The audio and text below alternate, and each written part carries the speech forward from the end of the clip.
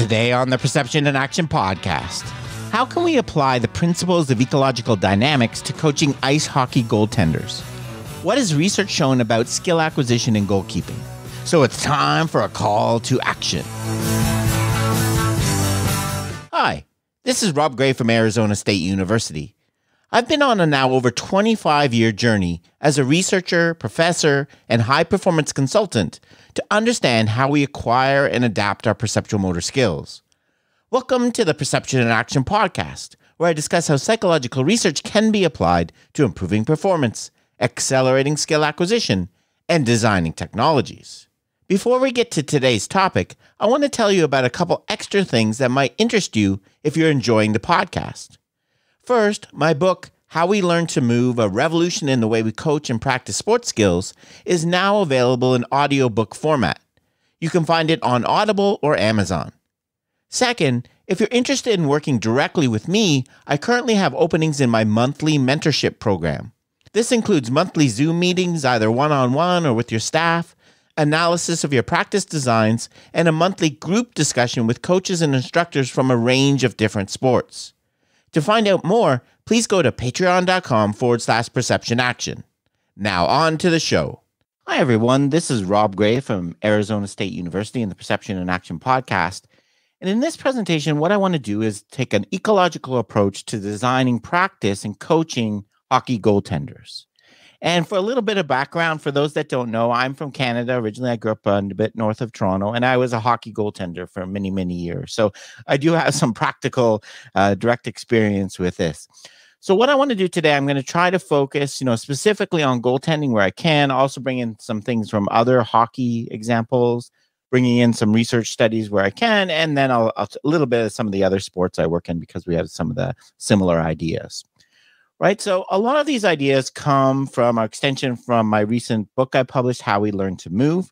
I expand on these ideas more if you're interested.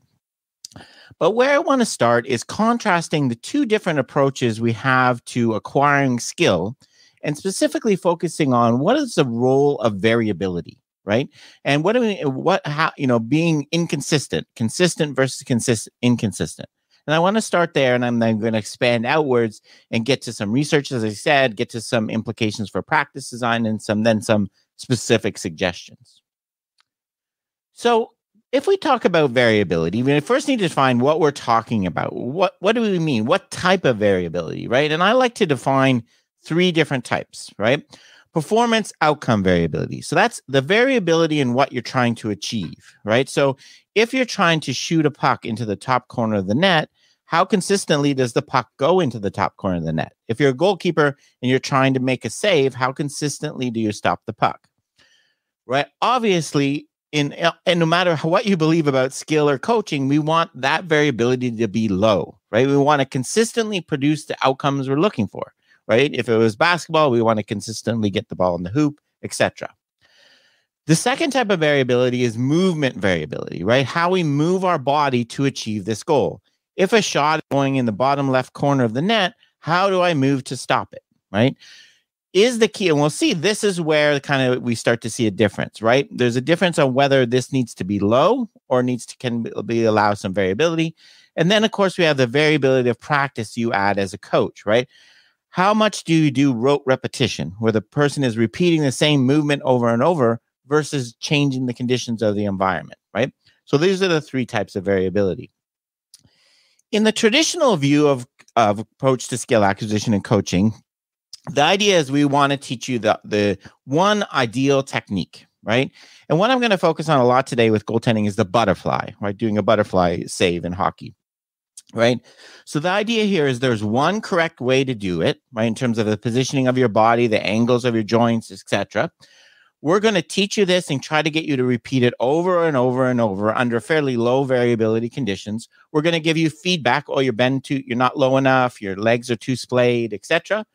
And the coach is going to correct you, right? What we're essentially trying to do is reduce the movement variability, right? We don't want you to be inconsistent in how you do a butterfly. We want you to do exactly the same way every time, right? And the assumption in here is that the way that we achieve our goal consistently is by a repeatable technique, right? Whether it's pitching a baseball, saving a hockey puck, shooting a basketball.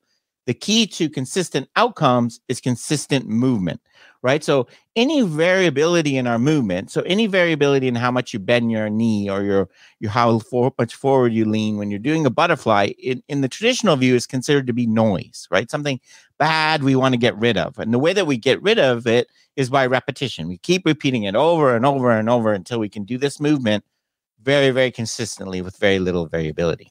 Okay. So the idea here is that if we link those three types of variability I talked about, if we want to consistently achieve the outcome of stopping a puck, we need to have a repeatable butterfly technique, for example. We want the same body positioning, the same angles, the same forces, etc.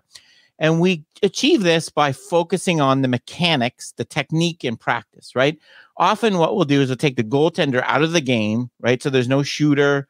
There's often no puck, right? And we'll have them do the movements and we'll correct. Okay, you're doing that wrong. Your leg, right? So we're very focused on the mechanics, right? The idea is in the tradition of something is you need to learn the fundamental technique before we can put it back into the game and you can actually play. So the idea here is that low outcome variability, consistently stopping the puck, is produced by low movement variability, the repeatable technique, which is achieved by relatively low practice variability, right?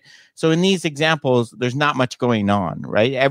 What we've done is simplify. We've decomposed the task, broken apart, making everything very consistent and simple for the goalie.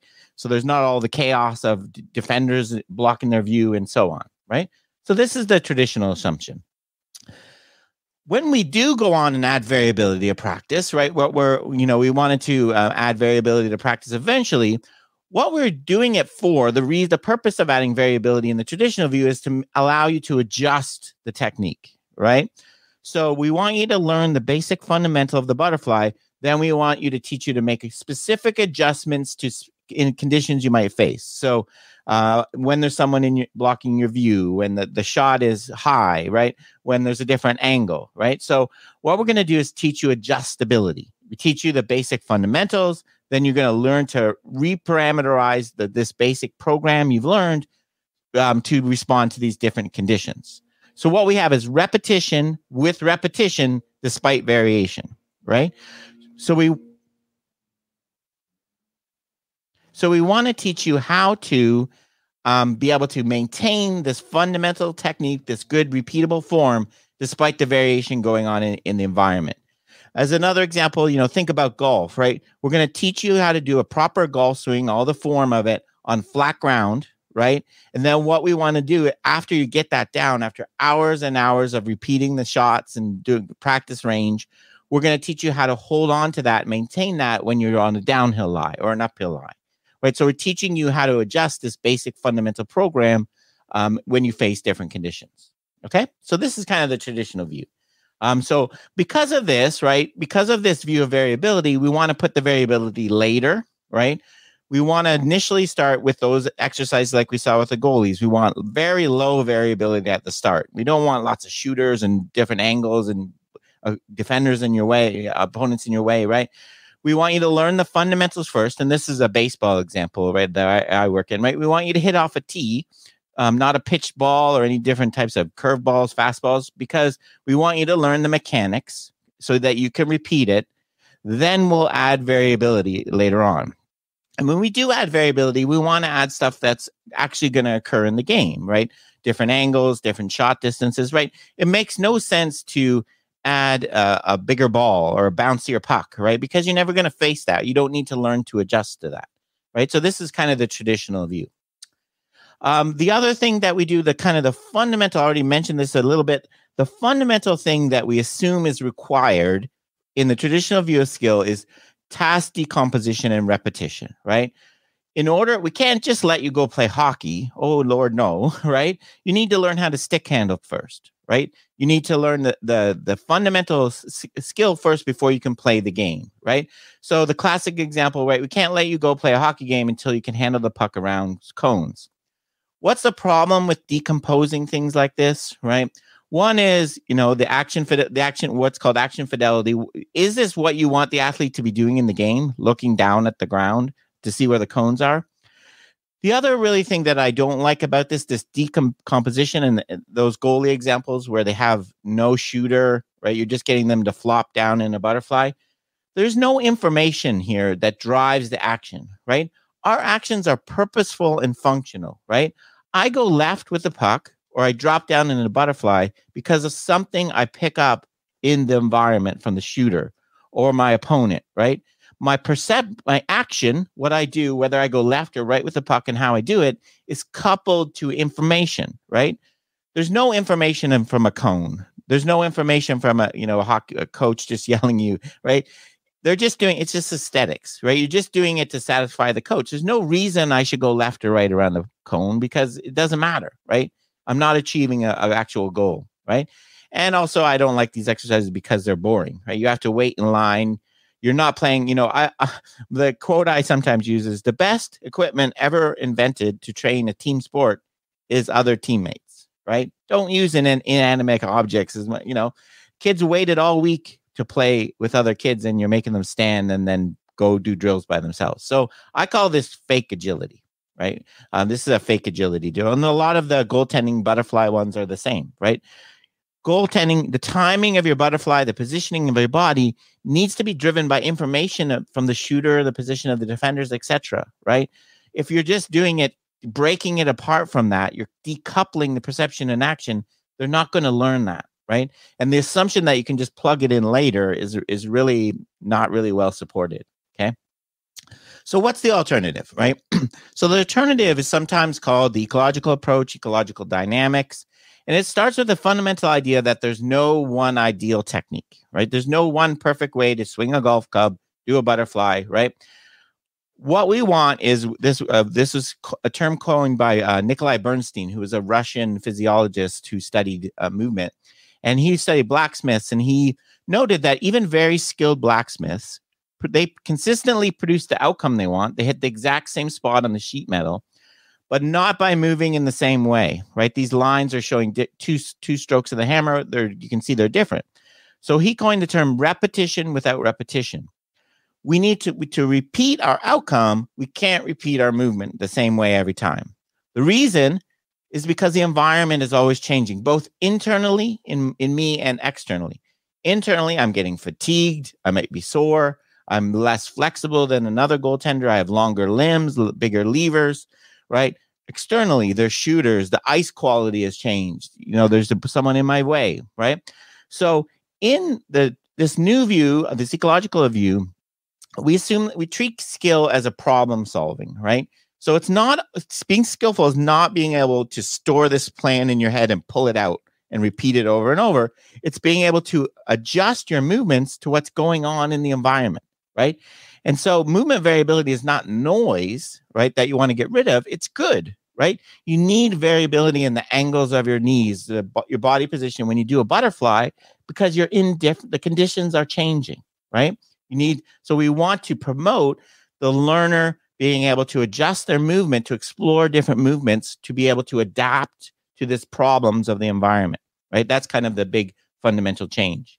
So if we put this in the 3 types of variability, we still want consistent outcomes, right? We still want you to stop the puck every time, of course, but we don't stop the puck every time by moving the exact same way, right? You have to do a butterfly in different ways depending on the shot, the direction, where the defenders are, etc. How fatigued you are. I'll show you some research examples of this before. To achieve this, right, instead of decomposing and making some all the same and focusing on repetition, we want to give athletes problems to solve and focus on adaptability, right? So we want to use maybe a rubber ball instead of a puck. Make them do skating drills and get them fatigued before they do the butterfly drills. Put someone in their way, right? All these kind of things. We're giving you different movement problems to solve or add variability to practice so that we don't want you to learn the one way to do it. We want you to learn multiple ways to do it. And this is sometimes a term called degeneracy. We want you to have a toolbox of different solutions, different ways of doing a butterfly, depending on the conditions we put you in, right? So that's the fundamental difference. Movement variability is not only good, it's required. You have to have it, right? It's impossible, right? So low outcome variability, consistently stopping the puck, requires a significant amount of movement variability, which is developed by higher practice variability. So that's really one of the ways for coaches, that's the implication. It also involves not trying to give the performer the solution, right? So in the ecological approach, we're not giving the goaltender the solution. This is how you do a butterfly. We're giving them problems to solve so they can find the solutions themselves. Notice solutions plural, right? Because there's not just one way to do it. So when we add variability, what we're trying to curve, we're not trying to teach you how to adjust the basic butterfly. We're trying to get you to be adaptable, to come up with completely wild and crazy ways to stop the puck in case you need it, right? In case of a deflection and so on. So we want you to encourage you to explore different ways to move and coordinate your body by giving you different problems. Someone in your way, different view, some different kind of bouncy ball instead of a puck, okay? We want you to learn to move, right? So we don't want you to learn to move, right? We're not, oftentimes we focus on, in golf, we focus on swinging instead of playing golf. In hockey, we focus on doing a butterfly instead of stopping a puck, right? We want you to focus on the goal you really care about, stopping the puck, with not the idea that you have to have a certain movement pattern to achieve that, right? So repetition without repetition, so repeating the outcome without repeating the movement, because the environment, both externally and internally, is always changing. That's the fundamental idea. So because of that, right, we want variability right away, right? Not always. We need to scale it, right? We can't just go crazy. If you have a new goalkeeper, a kid that's first learning to play, we can't use screens and different shot directions and bouncy balls all at once, right? It's going to overwhelm them. They're kind of bringing their own inherent variability anyway. So we have to scale it, but we want variability right away, right? We don't want to decompose and isolate and these kind of things, right? Because we want them to solve problems, learn how to adapt. Also, it's totally okay to use variations that will never occur in the game, right? So we could give you a different stick, right? Make you play goaltender with a forward stick.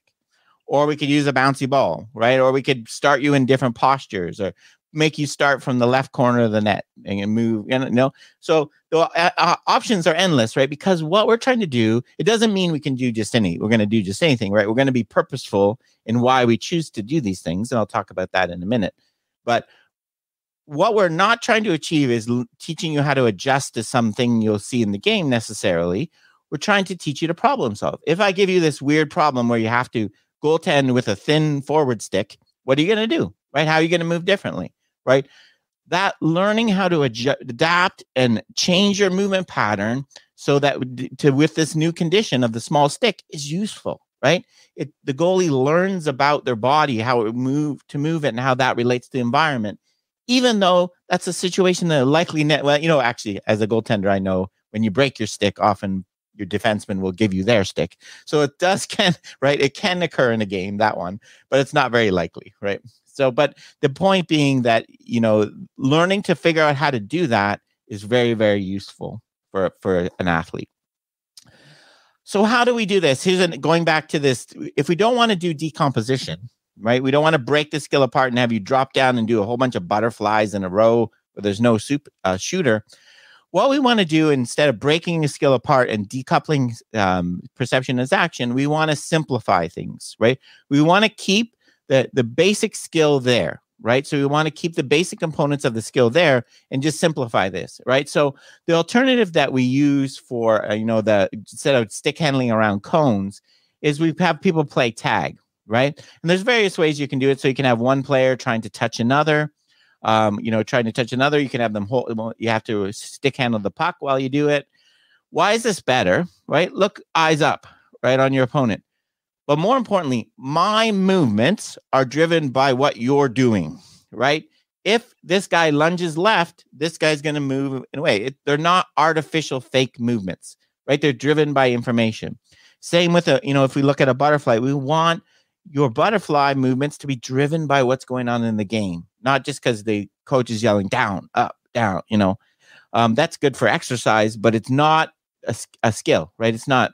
And obviously this is way more engaging and fun. If you've ever tried this in practice, you literally can have every player doing this at once. on a different part of the ice rather than waiting in a line to do something. And they're not doing stuff by themselves they could do at home. Anyone could set up a thing of cones on the driveway, right? You're playing against an opponent, right? It's much better way to do it.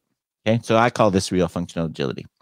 Okay, so that's the basic kind of theory, the different way we think about skill in the ecological approach. Skill as problem solving, that you need to be adaptable, that you need to be able to move in different ways. You need to have relatively high movement variability to be able to adapt and adjust to the different changing conditions and constraints, to come up with that crazy save where you stop something in the bottom corner, dive backwards and get something with your stick.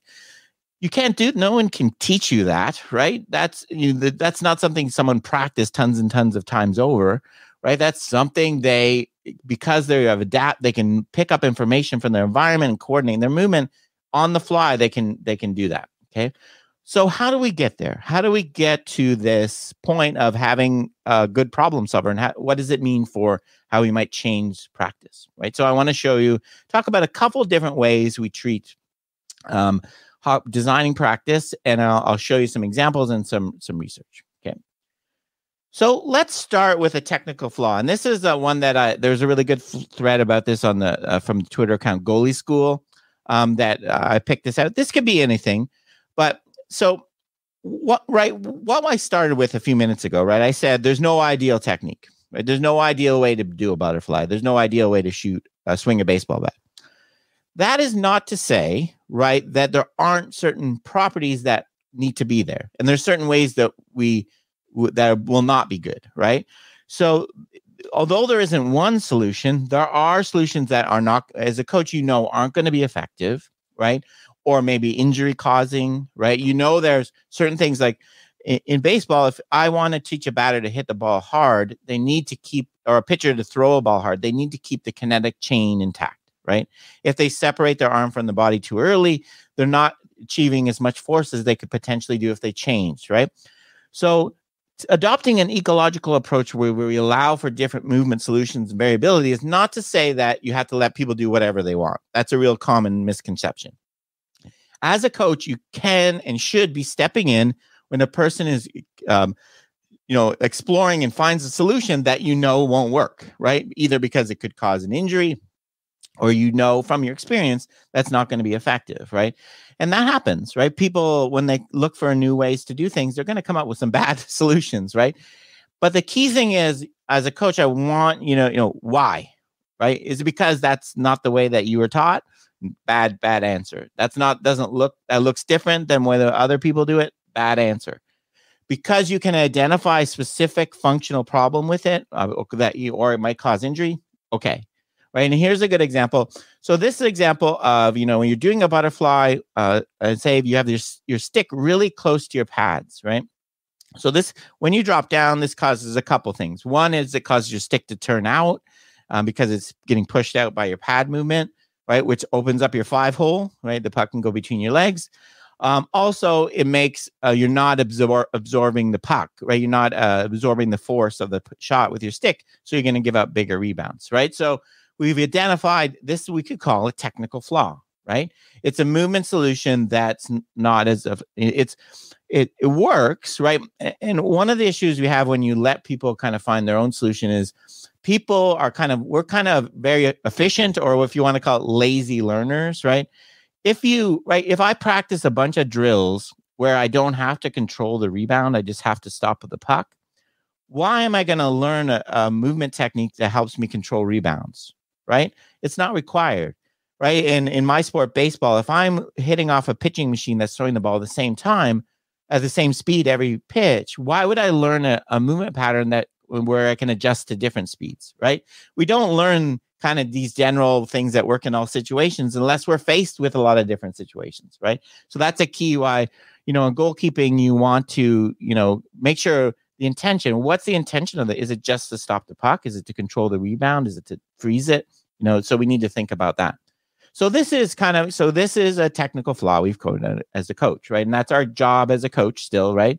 The difference in the two approaches is where we go from here, right? The traditional way we deal with something like this, and there's lots of different other ones we could think of. You're not getting low enough. Your pads are turned out. There's lots of other ones. The typical way we deal with this is explicit verbal instructions. In other words, we try to give the athlete the answer, the solution. Okay, you're doing this wrong. Here's how you correct it, right? In my example, one of the ones I deal with a lot in baseball pitching, when pitcher separates their arm from their body and their delivery, which can cause elbow injuries. I could tell them, keep your arm closer, make sure you feel your arm at this angle. Don't get your shoulder below this angle, right? So I'm giving you explicit instructions about what you do with your body, right? And on that Twitter thread I mentioned, this is what the recommendation, you want your goalie to go in your stance, face straight ahead, and use peripherals to look down. See if your hands are in a good spot, right? So if you can see your hands, then your stick's far enough away from your pads, right? So I'm giving you the solution of how to solve this, right? How to solve this problem. What's wrong with this? Why is this not a good method? And if you've worked with enough athletes, I've certainly experienced this in baseball. This doesn't tend to work very well. I've found, right? When you try it doesn't always work, right? Why? What's wrong with it? First off, it's likely to induce what we call an internal focus of attention, right? What it's getting you to do is start to focus on your body while you're executing a save, right? So you're thinking about where your hands are, right? In that example, you're thinking about how much your knees are bent. There's a very, very long body of work over 25 years now, led by Gabby Wolf from University of Nevada, Las Vegas, showing that focusing on your body is not the best way to learn, right? It's kind of detrimental to learning. The reason is, right, you get overly focused on your movement. It doesn't allow you to explore and adapt and things like that to the environment, right? So what we want instead is an external focus, right? We want you focusing on the shooter, the defender, the puck, not on your own body, right? That's why, we think people fail under pressure, right?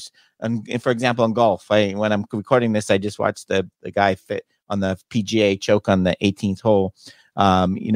Focusing on what your arms are doing while swinging a golf club during a drive is a way to make it fail, right? We don't want you focusing internally. So if as a coach, I'm telling you how to move your body, I'm going to get you focusing internally, okay?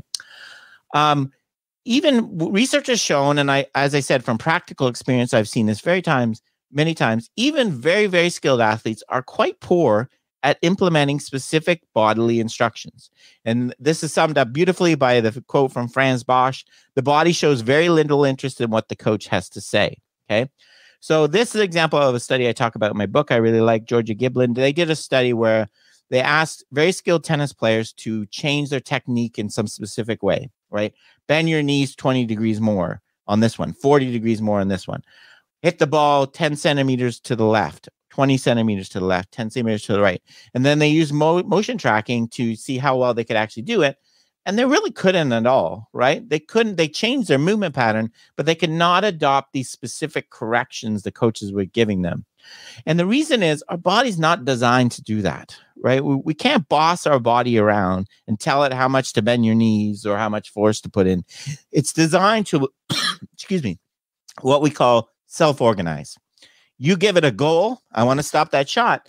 It kind of figures it out on its own, the specific details of what goes on, right? So that's another reason. The third reason is giving an athlete the one solution to a problem doesn't allow for the fact that individuals are different, right?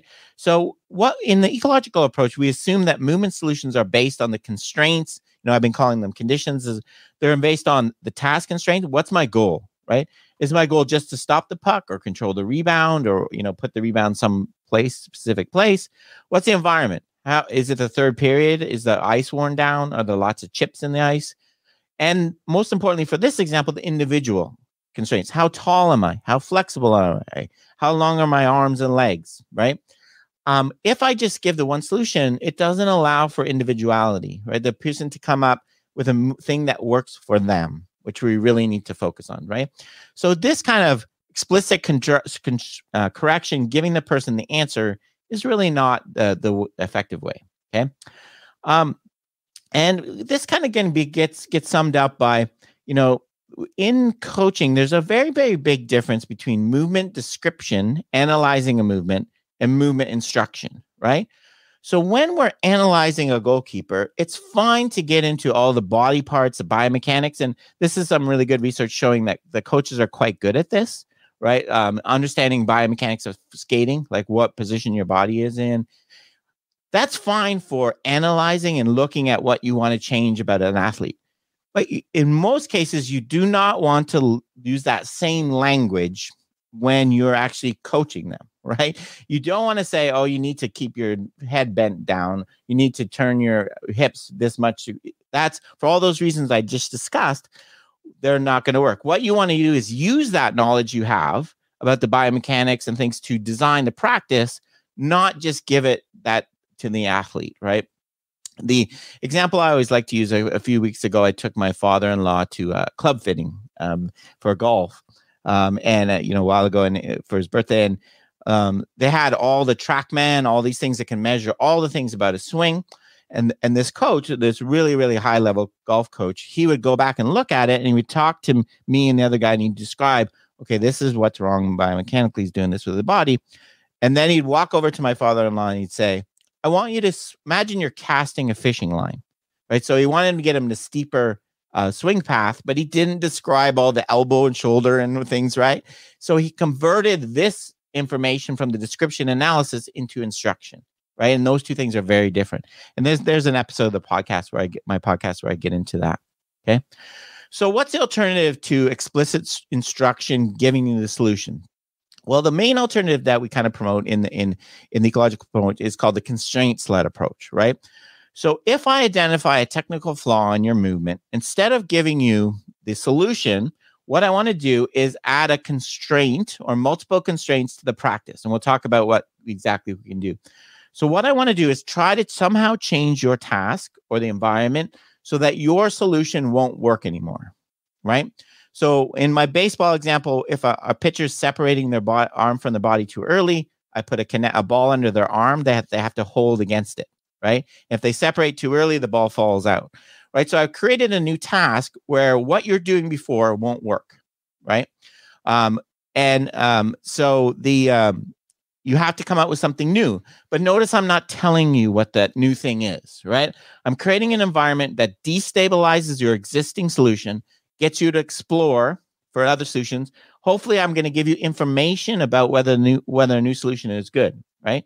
And I can do this in multiple different ways, right? We talked about this constraints pyramid a second ago. For the most part, I'm going to work as a coach. You manipulate the task constraints. You can manipulate the equipment, the density of players, how much time. You still can say things, right? That's another common misconception. Your instructions are verbal constraints, right? They're instructional constraints. But what you want to do is, instead of giving the answer, you can give cues or very simple analogies about how you move, right? So this is kind of what we want to do in constraints. So how do constraints change, right? Constraints change our movement, right? So do these kind of making these subtle changes to the environment change our movement? Here's a really good study I like. This is looking at, from 2008, looking at movement patterns of goaltenders. So they're looking at how much they move vertically, laterally, how much they do butterfly, and so on. And there's a couple tables here. One is showing how it changes as you go through the game. And what you can see is, for example, up-down movements get less as you go through the game. So there's getting these changes, right? What's happening here? The goalie's getting fatigued, right? The ice is changing. The constraints of the environment are causing them to move differently. So by changing the constraints, we can make you move differently. Here's another one. This is interesting. They actually collected this over 2 periods. One before and after, when they adopted a bunch of rule changes that restricted how goalies could play the puck and where they could play the puck, right? And you could see that rule change, which is another type of task constraint, is changing the way the goalie is moving, right? So that's an example of how constraints can change movement, right? So that's what we want to do as a coach, right? Here's another interesting good study on hockey goaltenders by Derek Panchuk and Joan Vickers, looking at how goaltenders pick up information, right, from the environment, right? So we want, as I said, we want it to be information driven. We don't want you to do a whole bunch of flopping down and up butterflies with no shooter and no puck, right? Because this is just showing you that one of the things that separates elite from lesser skilled goalkeepers is how long they're focusing on the puck, right? So they're keeping the focus externally on the environment, picking up information, right?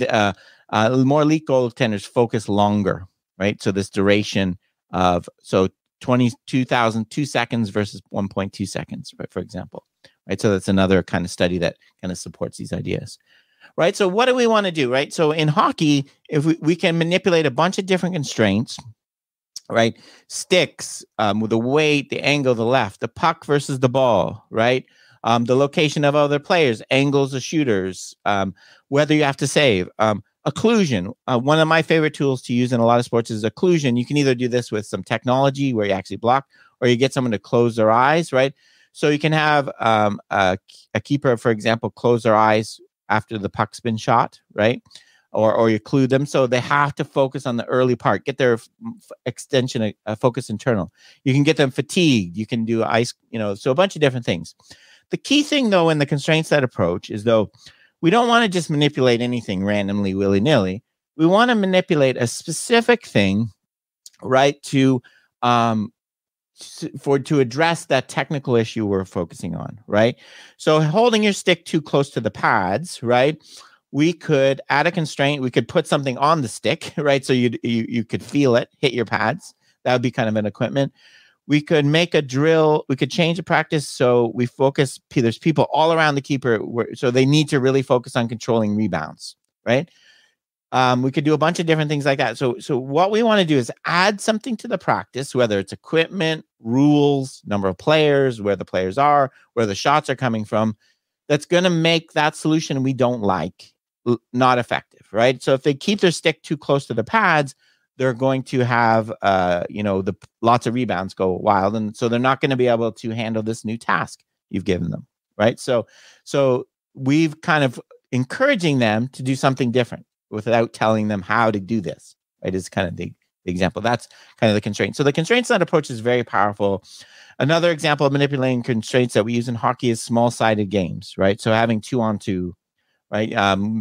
Making players only certain side of the ice, right?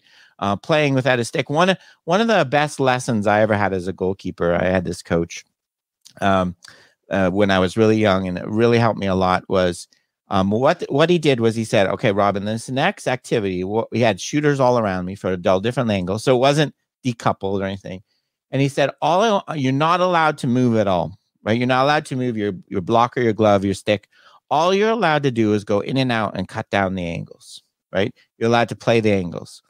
And what it did for me, because very, very few people scored, right, on me when I cut down the angles. I didn't need to move at all. It's hard when you cut down the angle appropriately. There's not much net available, right? That was the whole point he wanted to make, right? The importance of that. So adding that constraint of not being able to move my limbs, right? Kind of, I got better at cutting down the angles, right? I learned the information to how to do it, etc. So that's another good example of manipulating constraint. Okay? The other way we can do it, I mentioned before that, what we can, we don't really want to just add things willy-nilly in the constraint set approach. There is an alternative approach under the ecological umbrella called differential learning, where we do kind of add different things to get the athlete to explore, where we're less focused on addressing a specific issue, and rather we just want to get them to solve a lot of different problems. So this is differential learning is developed by a person named Wolfgang Schorhorn. The idea is we want to give you tons of, so literally there's a study on speed skating. If you're interested, you could look at that. In differential learning, what we want to do is have the person do something different every single execution, right? So what we'd have the person do is stop a shot from this angle, that angle, a puck versus a ball, starting on your knees versus standing straight up, starting with one leg down, starting with your eyes closed. The idea here is all this variation, right, is giving you all these experiencing all these different movement solutions, right? The idea that you're going to develop your awareness of your body and all these things, right? So this is the idea of differential learning, kind of adding almost random variation in things. right? So that's another way that we can do it in practice. I think is useful. This is another beyond kind of performance issues. Both differential learning and the constraints-led approach, beyond just helping you learn your skill better, there's a lot of really great research and exciting research showing that not only is it good to help you stop pucks better, it's helps you stay on the ice, right? We know that goalkeepers have a lot of problems with hip and injuries, right? There's a bunch of studies. This is one I just pulled out, right? Why, right? What can we do differently? Well, this is a study actually from soccer, right? A recent study from soccer where what they did was train soccer players. What they did was they had 3 groups. They did pre and post change of direction tests, right? So what they were doing was looking at markers for ACL injury. How much force did you apply to the ground when you turned? How much, what angle was your knee at? So they had these kind of markers. So they did this before and after training, right? And then what they did was they had 3 training groups. They had a group that learned passing, shooting, everything in a very traditional way, where the conditions were low variability, want you to try to repeat your movement. They had a constraints-led approach where they did a lot of small-sided games, different ball sizes, futsal versus soccer, right? Trying to get you to be more variable. And then they had a differential learning group that also they had random variability, right? Start with completely different body postures, one eye closed, arms crossed, right? While learning to do these soccer skills. And what they found was that when they looked at the markers for ACL injury, they were lower in the 2 groups that to promote variability. In the CL, the constraints-led approach group, and the differential learning, this is showing force, ground reaction force. You can see the traditional group actually went up a bit. The constraints-led group in differential learning either stayed the same or went down after training. This was true of the angles and things as well. So the markers for injury decreased, right? Why? Why might this occur? Well, this fits nicely with a hypothesis first proposed by a person named James.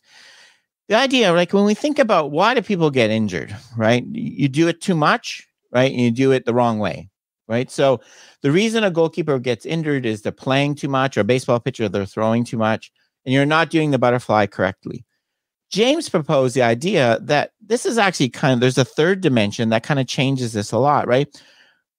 Think about it. If I do this movement the same way every time, exactly, if I could do that, if I could drop down to a butterfly the same way every time, I'm putting stressors on the exact same joints, the same tendons, the same, muscles every time, right? Wouldn't it be much better if I did that in a slightly different way every time, right? Variability. So adding more variability is a way to reduce the chance of injury, right? There's a growing body of research. So promoting these different movement patterns, different ways to do a butterfly, not only is useful for being adaptable to changing environment, it seems to reduce the chance of injury. And that's what that study seems to be showing, right? The markers for ACL injury are less because you're moving in different ways, right? You're not doing the same way. And focusing on the one correct solution might actually increase your chance of injury, okay? So how do we put all these things together, right? We leave you with some kind of practical take-home messages about the ecological approach. The first thing I always say, the biggest thing that I notice as a consultant, I work with a lot of different sports and Olympics and teams and things like that, is I find a lot of what I'm doing is asking why, right? Why are you doing that drill? What are you trying to achieve? And a lot of times people don't have a good answer, to be honest, even high-level coaches sometimes. Oh, we always do that, What, be purposeful. What from the last game are you trying to address in practice?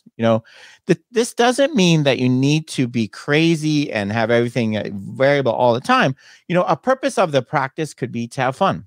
A purpose of a practice could be to make a goalkeeper feel confident by giving them very low variability shots. Another purpose could be for learning to correct that technical flaw with a stick, right? So why are you doing it, right? Make practice activities more game-like. Whenever you can add representative consequences, right? So saving pucks without thinking about controlling rebounds, right? You want to having someone there ready to get the rebound, right? You want to make things have consequences. You want them to make decisions about how to play the puck, right? Not just go in the corner with no opposing person coming. Adding variability. Variability of practice is the lowest hanging fruit in most sports, right? If you want to do a shooting drill with a goalie, do different angles, distances, people in front of them, right? Variability is good, right? It really promotes. There's lots and lots of research showing you it makes you struggle initially, but over the long term, you're way better. Present players with problems to solve. Don't give them solutions, right? Give them problems, weird things like this, right? Where players are coming around the net, back of your net. Step in with instructions when necessary, right? As I mentioned, when you notice something about the movement solution you don't like, either because you don't think it's missing some key property, right, that you think needs to be there, or it could cause injury, but don't do it too much. Try to talk less, let athletes explore, solve their own problems. This one, number 5, is a really important one, right? So if we're going to make athletes explore and try different things and really challenge them with variability, they're going to make mistakes, right? The goalkeeper is going to get lots of shots, they go in. Right? You have to create an environment as a coach where this is what's expected, right? In this practice, I'm going to really challenge you. It's going to be hard. I'm expecting you to not save a lot of these shots, right? A lot of athletes, especially younger ones, I think there's a scout in the stands every time, and they want to look good all the time. Looking good and never making mistakes is performing. It's not learning, right? We learn because we make errors. If we don't make any errors and you stop every single shot in practice, then I probably haven't learned anything. You're not pushing me enough. Help players find their own movement solutions. Allow them, for different heights, body mass, agility, flexibility, etc. Allow them to be their own. Okay. And the last thing I want to mention as a kind of a thing is, specific for goalkeeping, I would recommend this study by Fabian Otti, which I talk about, interview him in this episode of the podcast, because I think it's a really interesting parallel. So he's a goalie coach in soccer, a goalkeeper coach, and this paper talks about periodizing the training of skill, like I was talking about a second ago, having some practices focus on learning, some focus on confidence, some focus on fun. And he also talks about the issue of being a specialist coach in a team environment, which I think, a lot of goalkeeper coaches are. So I think you'll find it an interesting read. Okay, so that's it for this presentation. You can find everything about what I do, my research, my podcast, my book. The easiest way to find it is to go to perceptionaction.com. And so thank you very much for listening. Cheers for now, and keep them coupled. Okay, that's it for today's episode. Remember, you can contact me at robgray@asu.edu or follow me on Twitter at ShakyWeights. To find out more about the podcast, please check out perceptionaction.com. Finally, to support the podcast and receive bonus materials, including written transcripts, please head over to patreon.com/perceptionaction. This is Rob Gray from ASU. Cheers for now, and keep them coupled.